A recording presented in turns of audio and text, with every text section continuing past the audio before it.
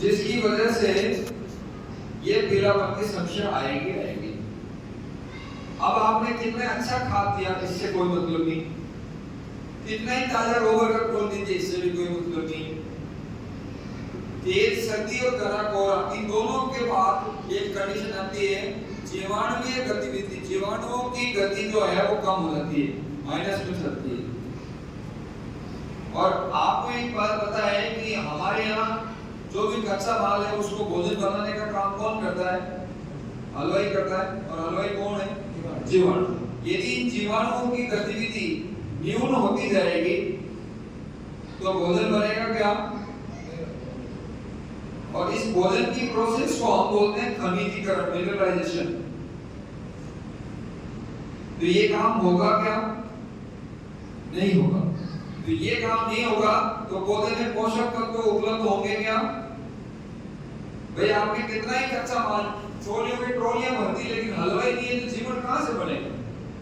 ऐसा भी कितने भी माल रखो, कितना खाद दे दिया, हरी खाद दे दी, उससे कोई मतलब नहीं है। तो जैसे ही देर चढ़ती, घना कोहरे से जीवाणु कम होते ही खनिजीकरण जो मिनरलाइजेशन है वो कम हो जाएगा और पोषक तत्व उपलब्ध नहीं होंगे। और जैसे ही पोषक तत्वों की कमी हुई तो फसल में क्या आएगा?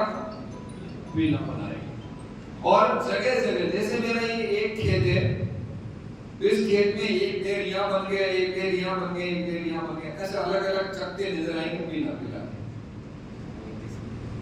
और कई बार तो पूरी फसल एक साल की पूरी पीली नजर आएगी। ये समस्या आप लोगों ने देखी कि नहीं देखी? कभी आती है ना। अब ये विशेष किसमें आती है? गेहूं, चना, इन दो में आती है पीलापन की, और एक आती है नीलापन, वो आएगी धनिया और लहसुन।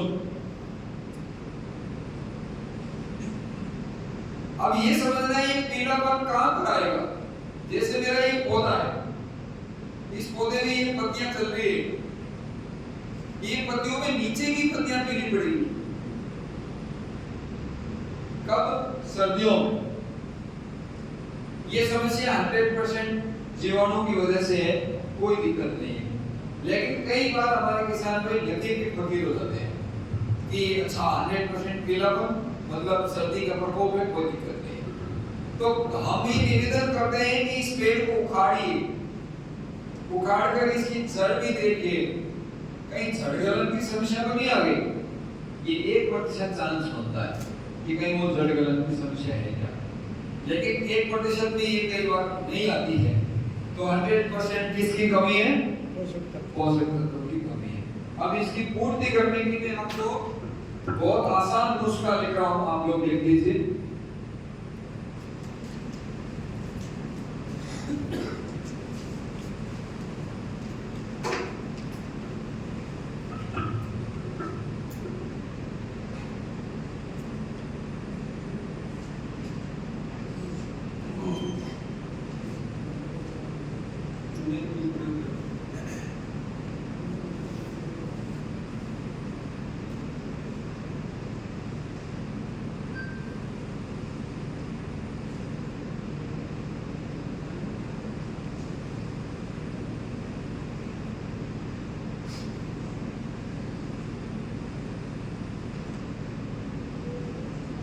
हमने सर्वे किया था कि भारत में सबसे अच्छा प्रोडक्ट कौन सा हो सकता है?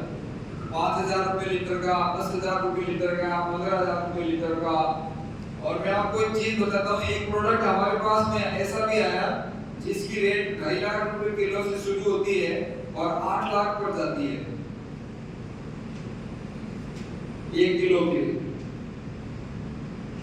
उसकी तुलना भी हमने करके 3 उत्पाद से करके देख ली है। 1.5 लीटर गोमूत्र गाय का, और यदि आपके पास में नंदी है, बैल है, तो आप इसकी मात्रा 3 लीटर कर दो।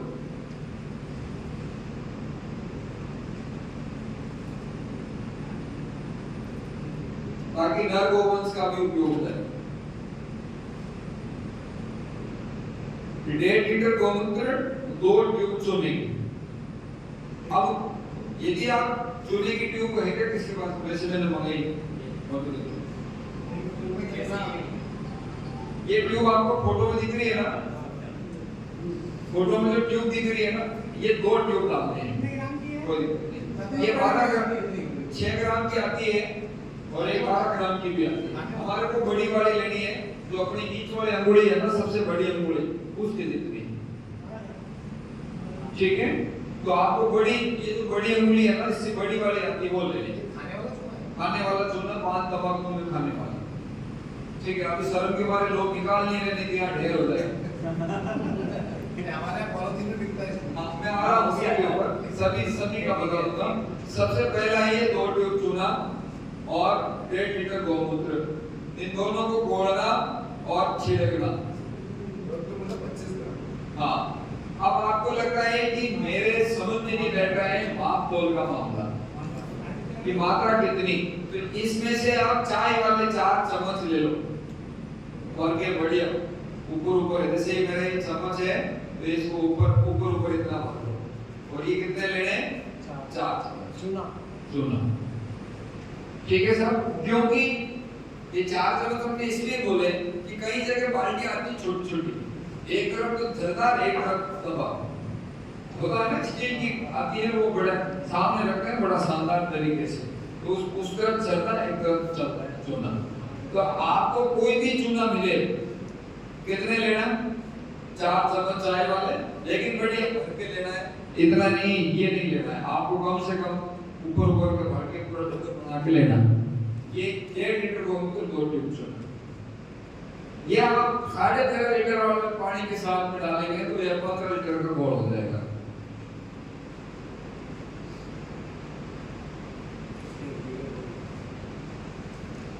और इसका आपको स्प्रे करना है। अब आपकी वनस्पति नाम की कोई भी चीज है, चाहे वो सफेद आम हो, 13.5 लीटर सीधे स्प्रे करना है बस। ये 2 दवाई आपने बना ली, ये आपने इसमें डाल दी और ये आपका काम हो गया सीधा। कोई भारी काम है क्या?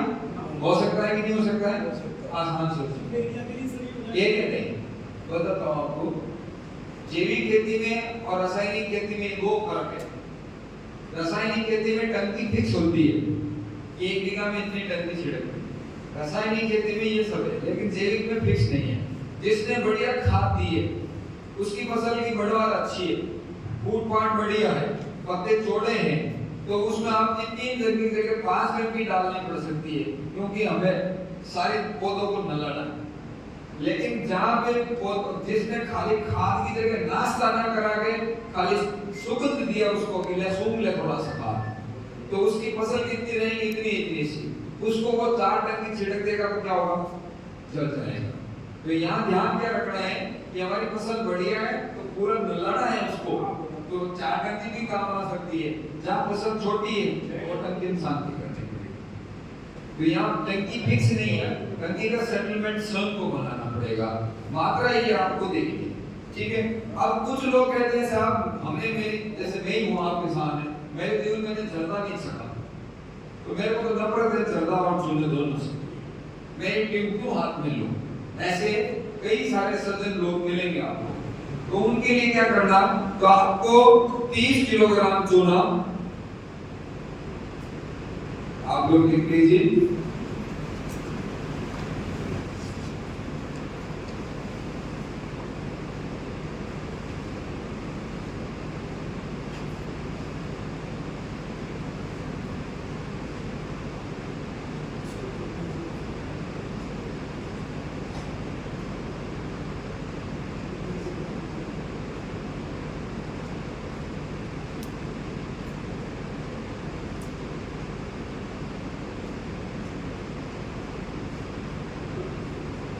किलो चूना 100 लीटर पानी में डाल के आप छोड़ दो। 24 घंटे बाद में ये जैसे अपना ड्रम है इसमें आपने चूना मिलाया, लेकिन 24 घंटे में चूना पूरा नीचे बैठ जाएगा, पानी बिल्कुल साफ स्वच्छ पानी पीने जैसा पानी आपको ऊपर मिलेगा। ये पानी आपको कितना लेना है? 1 लीटर। कितने लीटर पानी में? 10 लीटर। ऐसा भी आप कर सकते। अब आपके पास में पर्याप्त चूने का पानी पड़ा है, 1 लीटर 10 लीटर में काम आएगा, 100 लीटर कितने लीटर पानी में काम आएगा? ठीक है। और आपको एक बढ़िया सिस्टम बता देता हूँ, आपने 100 में से 1 लीटर निकाला है, 1 लीटर पानी फिर डाल दो, 5 लीटर निकाला, 5 लीटर फिर डाल दो। लेकिन ये ध्यान रखना है कि जैसे ही पानी में सफेद रंग की एकदम आपको लगे कि अब चूने का पूरा घोल खत्म हो गया, तब आप इस चूने को हटा दो, नया चूना डाल दो। जैसे आपने 100 लीटर को पूरा 5 बार आपने उपयोग कर लिया, उसके बाद उस चूने की गुणवत्ता धीरे धीरे खत्म हो जाएगी। तब अपन को क्या करना, चूना हटाना है और नया लाना चूना और नया पानी डाल के ले सकते।